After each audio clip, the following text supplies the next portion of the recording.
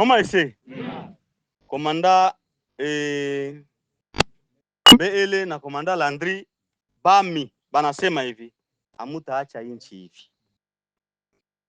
Ulimwanga damu.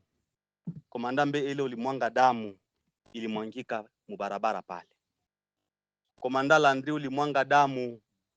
Tulisema mkona sikia materme mzuri. Labda na wewe ndio mlikamata bunduki, mimi mtu wako akifanya wewe ndio unafanya. Damu ilimwangika. Sasa mnasikia mama Rehema kwenye alienda kule Mugulu anashindwa hata kufika hapa. Munalalisha Bami kwenye balalake.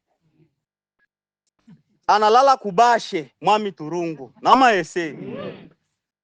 Tunalala ewa ipite mumanyumba. Tunalala inje mumayani sababu yenu. Magomvi gani? Kuko inchi yenyewe ilikuwa na magonjwa hapa. Kuko mwenyewe shefu mali sema semu nigombanie juu ya budongo wangu hapa. Mie peke tu mkutokuelewana yenu mubienu munatulalisha inje mumapori. Hadi sasa tuko tunasema kuko bakapita na wengine banotable hapa. Haina banotable bote hapa. Kuko benye mpaka saa hii biko mumapori. Juu yenu. Mutamwanga damu ya kushimamisha inchi. Ese munaangusha inchi. Sababu mtoto anaanza vuisha damu kwabo, anaangusha inchi. Ile inchi tutalomba muishimamishe. Tutawalomba yetu ya mingi, atukake ba mingi, ile mikia ya mangombe tu ile. Yaani mbuzi ichinjiwe, musalimiane na bile biishe.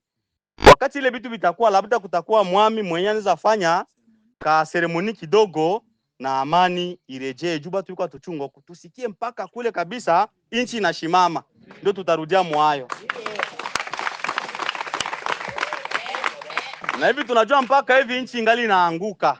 Tunachunga muishimamishe nyile muliangusha. Ese na turu ingine bisiendele yake tena. Na yetu ya mwisho balisema hii ni juu ya raia. Nyie na nyie mutakia leta benyabi kwake mwilu lengi. Ese ebala.